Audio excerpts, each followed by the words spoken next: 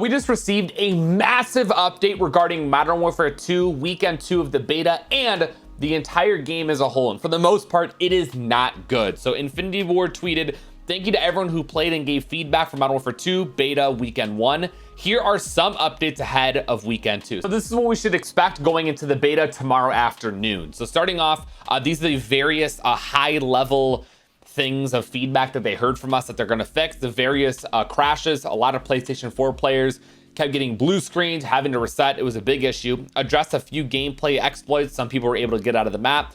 Patch some map geo and lighting issues. Updated progression for some gunsmith related bugs.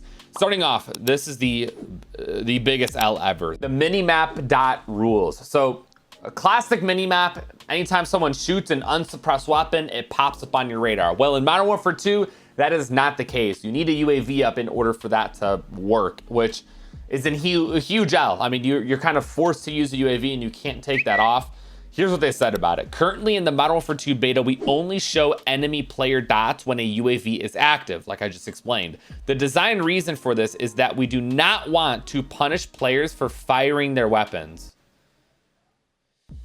We also want players to actively search out the origin of a gunshot versus just traveling directly to where the dot is on the minimap. We continue to gather feedback on how the game is playing in regards to this topic. They kind of just said F you. I mean, quite literally, they just said, we're not changing it. Obviously, right here in the last sentence, they did say we continue to gather feedback on how the game is playing in regards to this topic. So keep complaining until they fix this.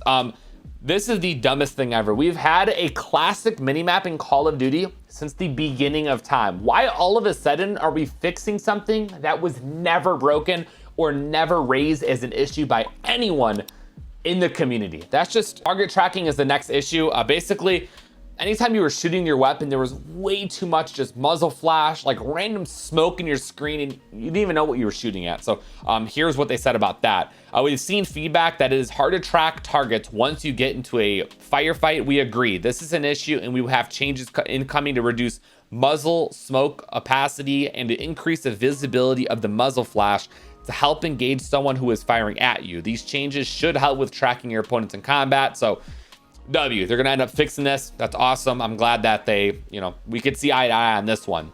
We're also investigating more ways to visually differentiate enemies and friendlies outside of the standard nameplates above heads of the opposing enemies.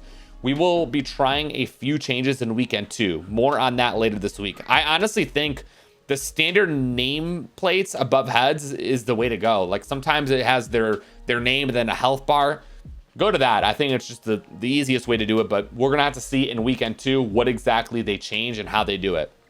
User interface. I actually covered this in yesterday's video. I was just complaining about the menu.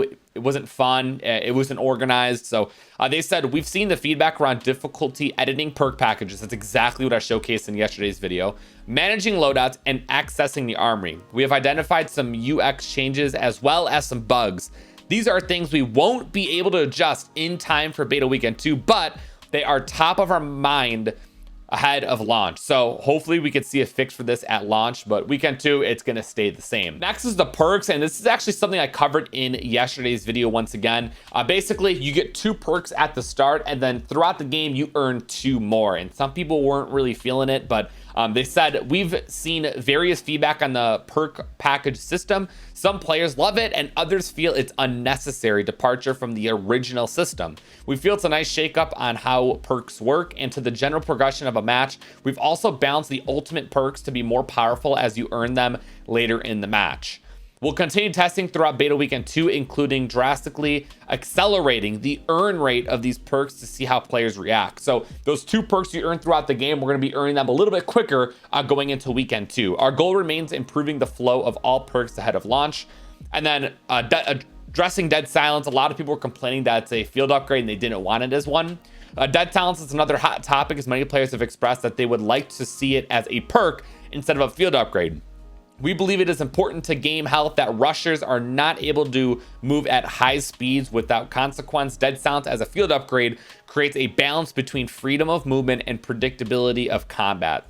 Once again, they're not going to change it. They're saying that it's going to stay as a field upgrade, and they stated their reason. Next thing they touched on was footsteps. Footsteps were incredibly loud in the beta.